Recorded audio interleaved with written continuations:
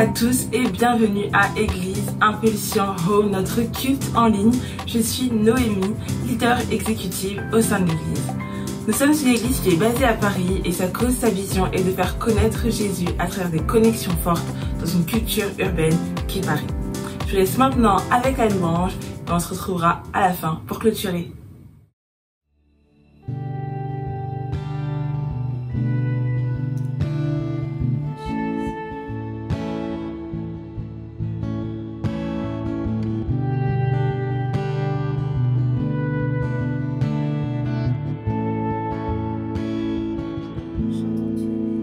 Tu es vie et amour, la lumière dans les ténèbres, tu consoles, tu restaures tous les cœurs qui sont brisés. Tu es grand Seigneur. Tu es vie et amour, la lumière dans les ténèbres, tu consoles, tu restaures tous les cœurs qui sont brisés. Tu es grand Seigneur. Ton souffle dans nos vies qui nous pousse à louer, nous pousse à louer. C'est ton souffle dans nos vies qui nous pousse à te louer, toi seul. Tu es grand Seigneur. Tu es vie et amour, la lumière dans les ténèbres, tu consoles, tu restaures tous les cœurs qui sont brisés.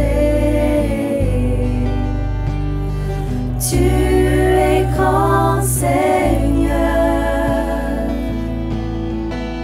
C'est ton souffle dans nos vies qui nous pousse à louer, nous pousse à louer. C'est ton souffle dans nos vies qui nous pousse à te louer, toi seul. C'est ton souffle dans nos vies qui nous pousse à louer, nous pousse à louer. C'est ton souffle dans nos vies qui nous pousse à te louer, toi seul.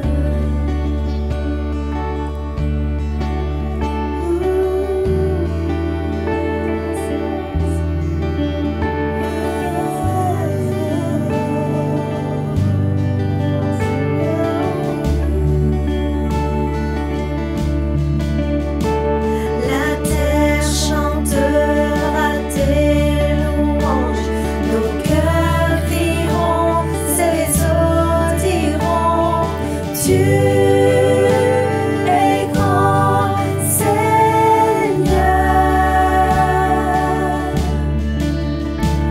La terre chantera tes louanges, nos cœurs crieront, ces eaux diront, tu es grand Seigneur. La terre chantera tes louanges, nos cœurs crieront, ces eaux diront, tu es grand Seigneur.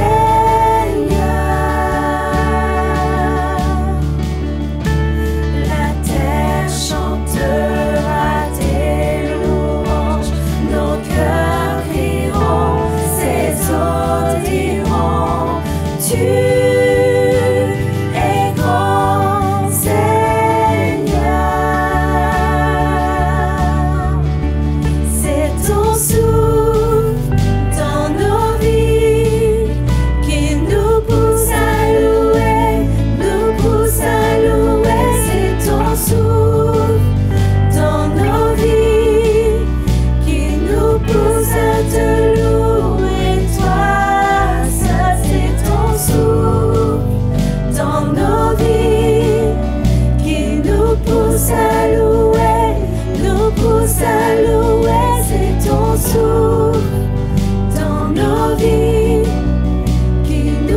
tous à te louer, toi seul. Tu es grand, Seigneur.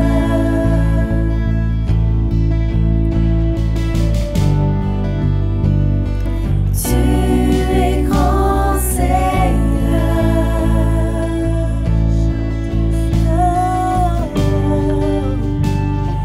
Tu es grand, Seigneur. Tu es grand, tu es grand. Tu es grand, Seigneur.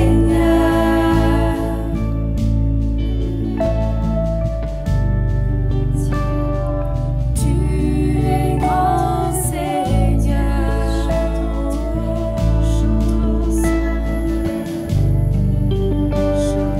Tu es grand, Seigneur.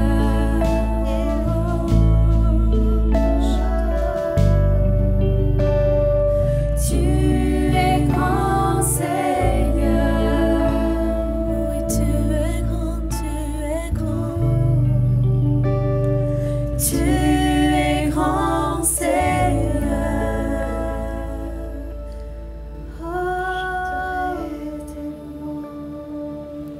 Élevons son nom, adorons-le, car il est digne de nos louanges. Il est puissant, il est grand.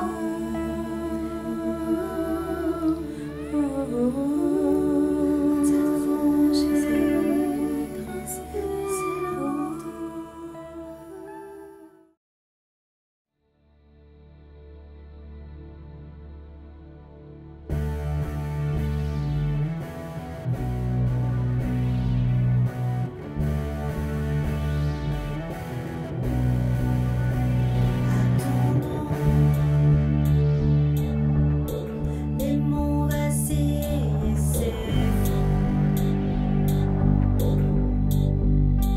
À ton nom, les flots s'agitent, les mers coulent. À ton nom, les anges s'inclinent, la terre se réjouit, ton peuple s'écrie.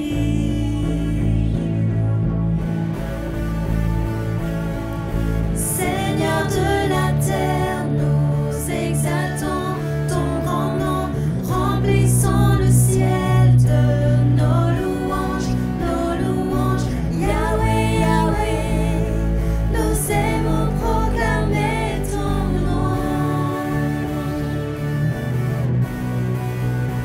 À ton nom,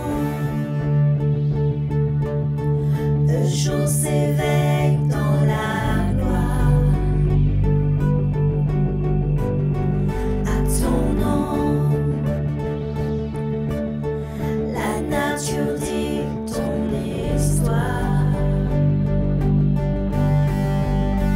À ton nom, les anges s'inclinent, la terre se réjouit, ton peuple s'écrie.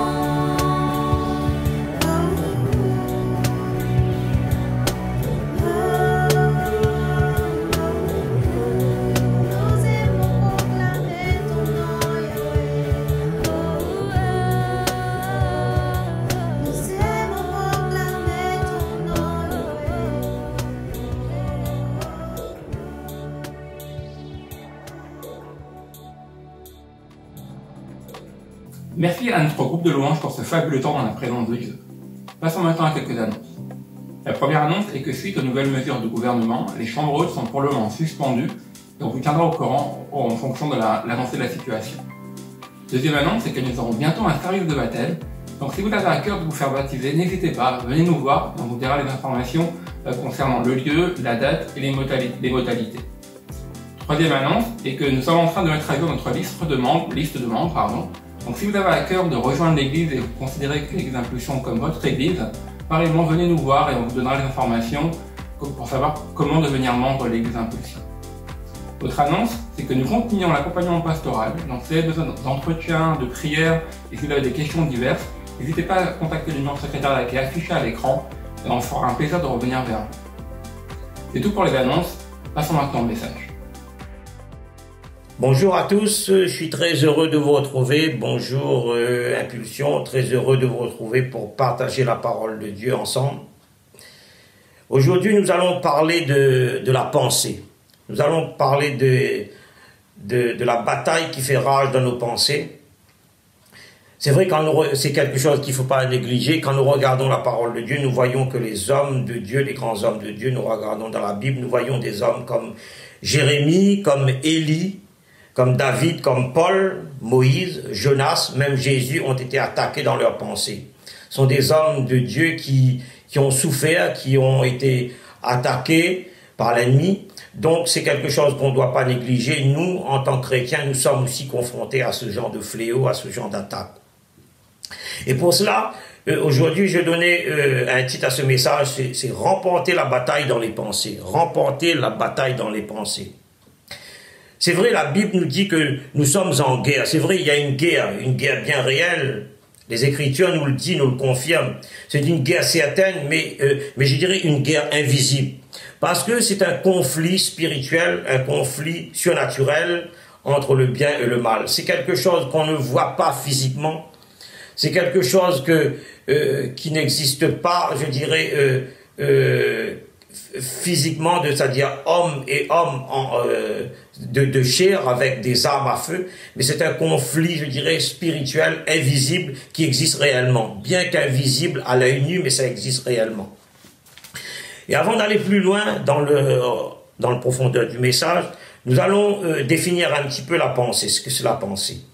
Le verbe penser signifie former des idées dans son esprit, concevoir une chose par la réflexion, avoir des pensées d'un certain caractère, suivre les pensées de quelqu'un. Donc, penser, c'est méditer, c'est la méditation. Penser, c'est rêver, c'est avoir des rêveries. Mais ici, il y a une définition intéressante pour notre message, qui n'est pas à négliger pour notre étude. C'est se perdre dans ses pensées, c'est avoir des mauvaises pensées, avoir des pensées impures. Donc c'est une personne qui pense beaucoup, qui réfléchit, qui pense profondément, qui pense continuellement. Ses pensées sont tout le temps, je dirais, en mouvement. Il pense continuellement, il est toujours dans ses pensées. Et Colossiens chapitre 3, versets 1 à 3, Paul nous dit qu'il y a un conflit entre la chair et l'esprit. Voilà ce qu'il dit. Si donc vous êtes ressuscité avec Christ, cherchez les choses d'en haut où Christ est assis à la droite de Dieu. Affectionnez-vous aux choses d'en haut et non celles qui sont sur la terre, car vous êtes morts et votre vie est cachée avec Christ en Dieu. Amen. Alléluia. Donc, Paul nous dit qu'il faut qu'on cherche les choses d'en haut, qu'on ne soit pas, je dirais, attaché aux choses terrestres. Donc, nous devons affectionner aux choses de l'esprit et non aux choses terrestres. Amen. Donc, premièrement, nous allons voir quelles sont les causes qui permettent à Satan d'attaquer les pensées. Premièrement, quelles sont les causes qui permettent à Satan d'attaquer les pensées? Dans Jean 10, Jésus nous dit que le voleur, c'est-à-dire Satan, ne vient que pour dérober, égorger, détruire. Donc Satan, le voleur, il vient pour dérober, pour égorger et détruire. Dans 1 Pierre 4:8, Pierre nous dit « Soyez sobres, veillez, votre adversaire, le diable, rôde comme un lion rugissant, cherchant qui le dévorera. » Soyez sobre, veillez, votre adversaire, le diable, rôde comme un lion rugissant, cherchant qu'il dévorera. Donc, comme je vous ai dit récemment, plutôt, nous avons un adversaire redoutable qui est actif 24 heures sur 24. Cet adversaire, le diable, il ne se repose jamais, puisqu'il vient pour imposer des souffrances aux chrétiens dans le monde entier. Cet adversaire, il est là. Il rôde, comme l'apôtre Pierre nous dit, il rôde comme un lion rugissant, il est là, il rôde pour affliger des souffrances au peuple de Dieu, aux chrétiens dans le monde entier. Et nous voyons ça aussi dans Job, dans le livre de Job. L'Écriture nous confirme dans le livre de Job, au chapitre 1, versets 6 à 7. Nous lisons ensemble. Il nous est dit que, oh, les fils de Dieu, les anges de Dieu, c'est-à-dire les anges qui font partie de la cour céleste, les gens qui font partie du trône de Dieu, viennent un jour se présenter devant l'Éternel. Et Satan, lui qui est l'accusateur, vient aussi au milieu d'eux. L'Éternel dit à Satan, d'où viens-tu? Satan répondit à l'Éternel, de parcourir la terre et de m'y promener. Comme je disais tout à l'heure, nous voyons très bien que l'Écriture dit vrai, Satan est l'accusateur. Il est là, il rôde, il est à l'affût d'une proie, il voyage sur toute la terre. Il cherche, il observe. C'est quelqu'un qui ne chôme pas. Il vient parce que son but, c'est de détruire et de faire du mal. Il vient, il est là, il cherche, il rôde comme un lion. L'apôtre Pierre dit ça, il cherche sur toute la terre qu'il va dévorer. Donc, il y a bien une guerre réelle qui existe. Il y a bien une guerre réelle qui prend place dans nos vies, dans nos pensées. Une guerre invisible, une guerre non physique, mais c'est une guerre spirituelle. Une guerre qui se passe dans le surnaturel, une guerre qui se passe dans le lieu céleste. Et pour bien comprendre le fonctionnement, il faut du champ de bataille de la pensée pour bien comprendre comment fonctionne ce champ de bataille dans la pensée. Il faut connaître un petit peu comment fonctionne le monde spirituel. Comment fonctionne le monde surnaturel. Et moi, j'appelle ça les deux mondes. Parce qu'il y a eu le monde de la puissance de Dieu, le monde de la puissance divine, et le monde de la puissance des ténèbres, de la puissance diabolique. On ne peut comprendre ce fonctionnement qu'avec nos yeux physiques. Nous devons comprendre ce fonctionnement avec les yeux de nos cœurs. Avec nos yeux physiques, on ne peut pas comprendre ce fonctionnement. On peut comprendre ce fonctionnement avec les yeux de nos cœurs.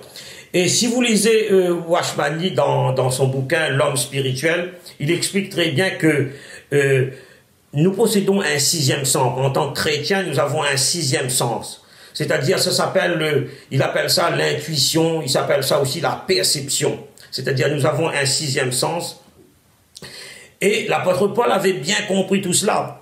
Si nous lisons Éphésiens 6,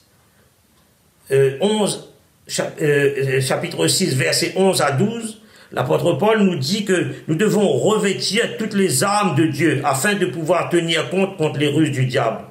Car nous n'avons pas à lutter contre la chair ou le sang, c'est-à-dire contre des hommes, avec des armes à feu, mais contre les dominations, contre les autorités, contre les princes de ce monde des ténèbres, contre les esprits méchants dans le lieu céleste. Donc nous sommes vraiment dans une guerre spirituelle, dans une bataille. Et ça, c'est comme je disais, c'est pas une bataille physique, c'est une bataille spirituelle. Donc il y a plusieurs causes, nous devons repérer les causes. Tout d'abord, nous sommes attaqués parce que nous sommes des chrétiens dangereux pour lui. Nous sommes des chrétiens, nous sommes des enfants de Dieu dangereux pour Satan parce que nous les dérangeons. Il nous attaque parce qu'il veut nous décourager. Il nous attaque pour nous faire abandonner la foi. Il va nous attaquer aussi sur notre point faible, sur notre point le plus sensible. Et lorsque nous connaissons les causes, quand nous repérons les causes qui affectent nos pensées, les causes qui provoquent ces malaises, les causes qui provoquent ces problèmes, ces maladies, nous devons prendre le dessus automatiquement. Nous ne devons pas nous replier en défense. Nous devons entrer directement dans le champ de bataille en attaquant l'adversaire sur, je dirais, de plein fouet. Nous devons l'attaquer, je dirais, frontalement. Nous devons attaquer l'adversaire frontalement. Et d'autres causes qui peuvent affectionner, notre vie, nos pensées, c'est des causes d'ordre familial. Par exemple, le divorce, des professions, au niveau de divorce, des causes professionnelles telles que le chômage, des dettes, des conflits familiaux, de deuil, la maladie, etc. Aussi d'ordre spirituel. Par exemple, notre attitude, notre comportement, je dirais, charnel, dans l'immoralité sexuelle, la pornographie, l'impudicité, l'alcool, la drogue. Il y a aussi la pratique de la magie, la sorcellerie, les diverses religions, des sectes, etc. peuvent affecter nos pensées. Et lorsque nous repérons la cause, mes amis, nous passons directement à l'attaque. Nous entrons sur le champ de bataille pour briser les plans de Satan. Parce que ces attaques sont progressives. Ces attaques vont s'accentuer, vont se développer, je dirais crescendo. Ils vont se développer crescendo dans nos pensées. Parce que ces attaques viennent pour détruire, pour égorger, pour faire du mal. Mais je vous dis une chose, mes amis, aujourd'hui. Je vous annonce une bonne nouvelle. C'est-à-dire, nous avons Jésus-Christ. Nous avons Jésus-Christ pour nous protéger. Mais pour cela, nous allons voir le deuxième point qui sont les signes cliniques qui en découlent dans nos pensées. Nous allons voir les symptômes qui en découlent dans nos pensées. Les symptômes qui vont, affecter nos pensées. Comme je disais tout à l'heure, nous sommes, en tant que chrétiens, nous sommes sur son territoire. Donc nous sommes dangereux pour lui. Satan est un menteur, c'est un destructeur, donc il veut nous empêcher d'entrer sur son territoire.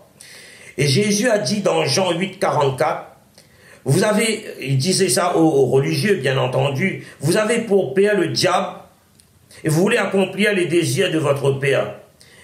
Il a été un meurtrier dès le commencement. Donc Jésus dit que Satan est un meurtrier dès le commencement. Il ne se tient pas dans la vérité. Parce qu'il n'y a pas de vérité en lui. Lorsqu'il profère le mensonge, il parle de son propre fond, car il est un menteur, il est le père du mensonge. Nous voyons bien que Satan met dans nos pensées des choses mensongères. Il met des choses pour nous détruire. Il va nous faire inventer des choses dans notre esprit. Donc, il est à l'affût d'une proie qui est en défaillance, physique ou morale, pour te faire entrer dans le cycle de la défaite. En t'affligeant, tout d'abord, nous allons voir maintenant les différents symptômes. En t'affligeant d'abord beaucoup de stress. Il va provoquer en nous un stress. Dans le verset, l'apôtre Pierre nous dit bien que l'ennemi ne se propage jamais, il rôde. Parce qu'il veut détruire le corps de Christ. Il veut détruire, je dirais, les membres de l'église de Jésus-Christ.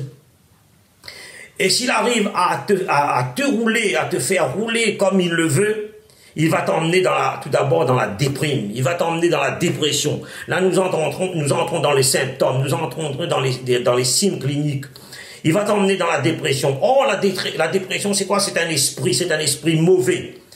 Il va faire tout son possible pour saper ta vie spirituelle. Il va t'empêcher de prier. Il va t'empêcher de lire la Bible. Il va t'empêcher de louer Dieu. Donc, il va t'entraîner dans la dépression. Après la dépression, il va apporter en toi, dans ton esprit, dans tes pensées, un esprit, je dirais, d'oppression. Donc l'oppression, c'est un esprit de tromperie, de mensonge. Nous avons vu plus haut que Jésus dit, c'est un menteur, il n'y a pas de vérité en lui. Il vient avec ruse. Donc l'oppression est un esprit de trompeur, de mensonge. C'est un esprit démoniaque. C'est un esprit qui va te court-circuiter dans la bataille spirituelle. Il va faire tout son possible pour t'arrêter dans la bataille. C'est une guerre spirituelle qui prend place dans tes pensées. Là, il y a une guerre spirituelle qui prend place dans tes pensées. Tu es sur son territoire. Oh, mon ami, tu es sur ton territoire. Et l'oppression, c'est quoi? L'oppression, c'est un esprit d'illusion. Nous avons vu, c'est un menteur. C'est un trompeur. C'est un esprit de déception. Tu deviens vulnérable au mensonge du diable. Il va te faire croire que tout est fini pour toi. Tu es fini. Et là ensuite vient des cauchemars, des rêves bizarres, des rêves étranges. Il va essayer d'emmener dans l'épuisement. Il va t'épuiser dans la bataille pour que tu arrêtes le combat. Mes amis, ce qu'il faut faire, il faut briser le cycle de la bataille de Satan pour l'empêcher d'accentuer son programme. Sinon, il va passer à la vitesse supérieure. Il passe à la vitesse supérieure. Ensuite, qu'est-ce qu'il va venir après? Je dirais après l'oppression vient l'obsession. L'ennemi vient t'obséder, il vient nous obséder.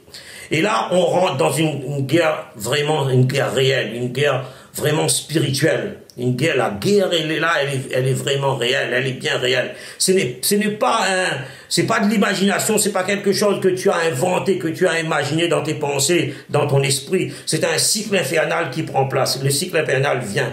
La peur commence à te saisir, à nous saisir.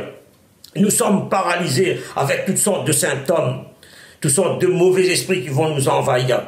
Les symptômes vont avoir souvent vous allez voir mal au ventre, des spasmes gastriques, vous allez avoir des douleurs musculaires, il y a toutes sortes, des maux de tête des vomissements, toutes sortes de symptômes qui vont prendre place. Et là, qu'est-ce qui se passe? La peur commence à gagner notre âme, notre pensée.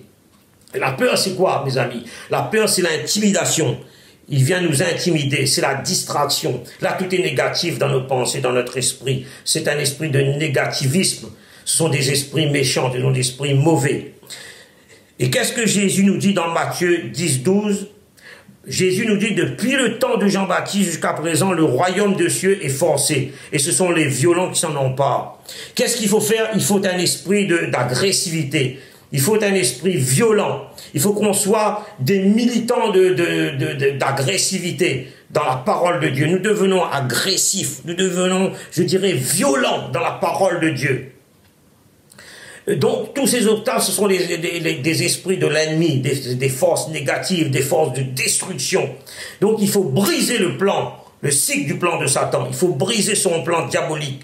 Il faut se libérer de toutes ces forces maléfiques. Il faut que nos pensées se libèrent de toutes